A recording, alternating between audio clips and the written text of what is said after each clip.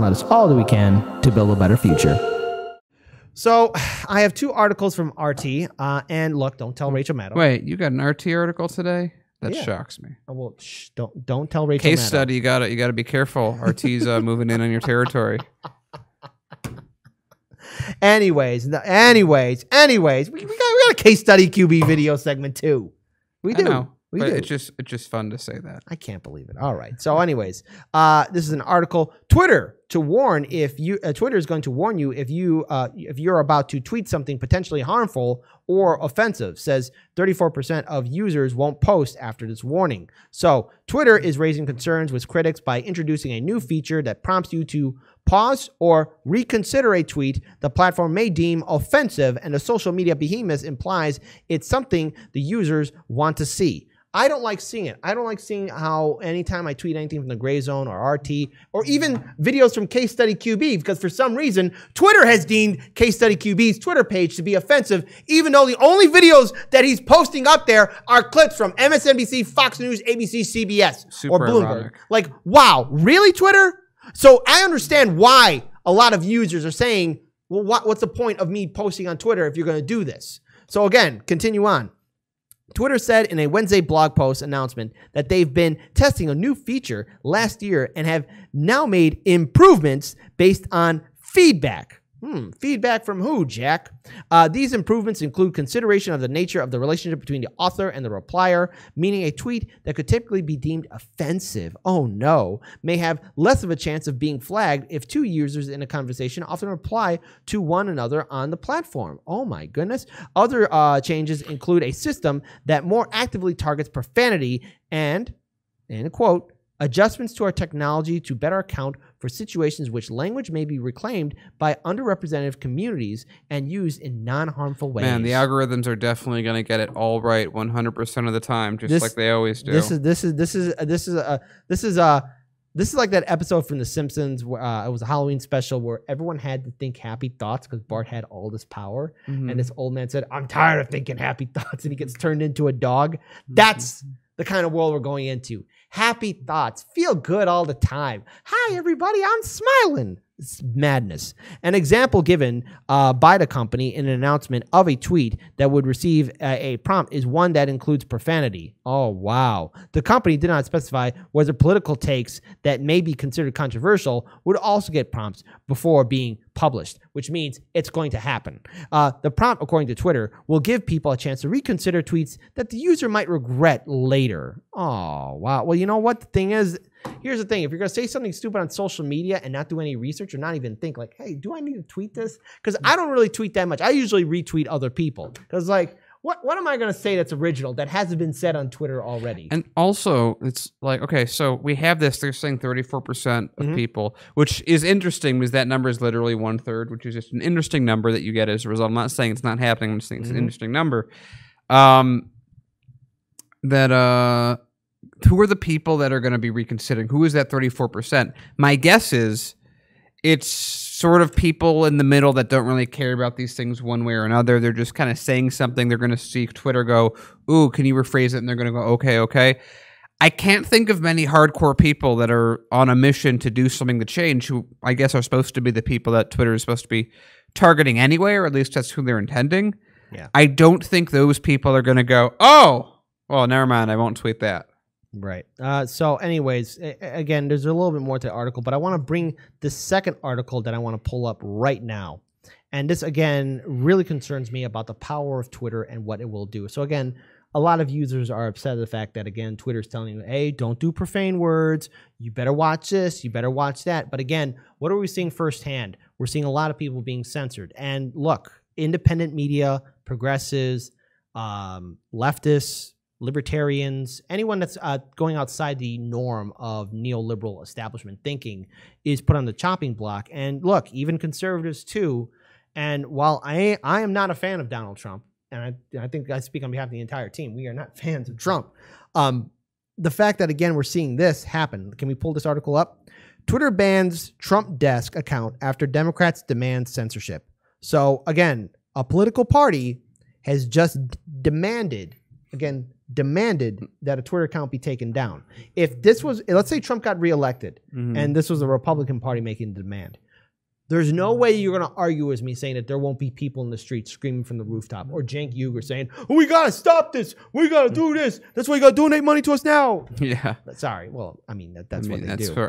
That's kind of how it works. So let's look into this article. An account sharing posts from former U.S. President Donald Trump's desk page and operated by his PAC was banned by Twitter after angry Democrats flooded the platform with demands to remove Trump Jack. The hashtag, again, no, that's the hashtag, buddy.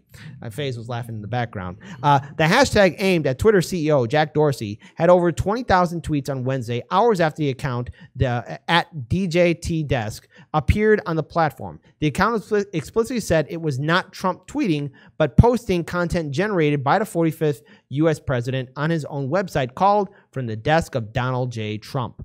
The first tweet from the account was dated at 12:42 a.m. on Wednesday, just hours after the glorified blog marked Trump's return from the virtual wilderness. Until it was banned, it reposted content from the blog, but also mocked the critics, calling for its removal as loopy. Daniel, you do a better Donald Trump. Loopy liberals. Those loopy liberals. They don't know what they're doing. They're just being loopy, trying to target me. They don't like it when I target them, though. They only like it when they target me. And that's not fair, folks. That's why I'm going to try and run again, and maybe my orange self will live that long with my health concerns that I'll actually get there. And then I'll have Ted Cruz's wife call in for me after I tell her she's an ugly person again. And yeah, this is I'm trying to follow the rules, Twitter, and yeah, there's gonna be wrath.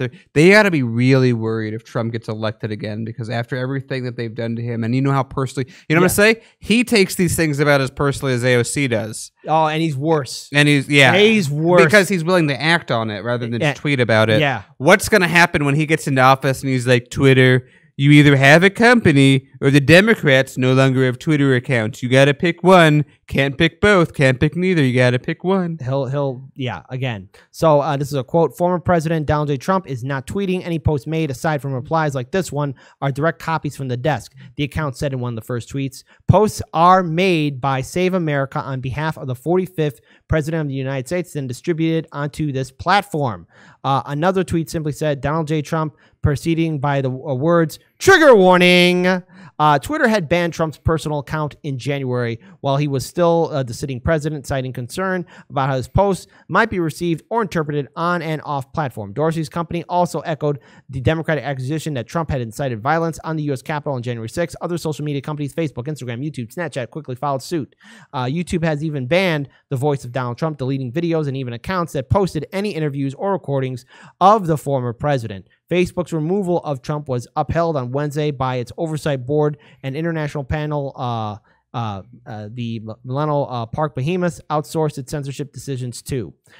So before its removal, the account was restricted over alleged violations of Twitter's following policy, which restricts people to following up to 400 accounts a day, 1,000 if they're verified, and 5,000 in total. So look, here's what I have to take away from this. This rush for censorship, it's going to impact more than just Donald Trump or Trump-associated or even conservative-leaning pages on Facebook, Twitter, Instagram, or YouTube. It's also going to impact a lot of progressives and libertarians and socialists and anyone else. So if you're cheerleading for this, congratulations, you're a dummy. You're an idiot. You don't see the bigger picture because, again, with the 2022 midterm election cycle, it will be the canary in the coal mine to see how the Democrats are going to pull off anything in 2024. And if Trump truly does decide to throw his hat in the ring again, he has a lot of political ammunition that he can use against corporate media, the Democratic establishment, and anyone else that's been critical of him. And the thing is, what are the Democrats going to use? What's corporate media going to use on you, the people that were browbeaten to voting for Biden? Oh, we got to stop Trump because it's fascism. We're seeing it firsthand. We're seeing censorship happen under a Democratic presidency. So the thing is, if you're going to tell me I need to be afraid of Trump, my reply is, I don't care because nothing has fundamentally changed under Biden because the kids are still in cages. Yeah, and it's just a very... Again, the right way to think of these happen, I think the right way to communicate to people when these things happen is every time this happens, corporations gain more power. That's the easiest way to describe this. Because every time this happens, we are giving more power for all of these platforms to become moderators, which they're not supposed to do, under a couple things, but this is worrisome. I don't like, because again, if Twitter can ban Trump or an account connected to him, I'm not sure what I don't know. Maybe I missed something. I'm not sure what TOS this account even broke in the first place. I just know that it existed, and they said, "Okay, Trump, you're banned," and we go, "Okay," and then they go, "But someone unrelated to him that is related to him wants to retweet on their own."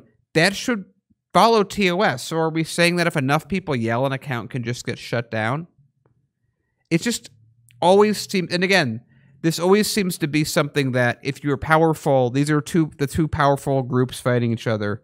I don't think I've ever seen a situation where people have yelled at, I don't know, Neera Tanden on Twitter back when she was doing her thing. We said incessantly, "What are you doing here?" And Twitter was like, "No, this is reasonable. I don't see anything wrong with this. It's very reasonable."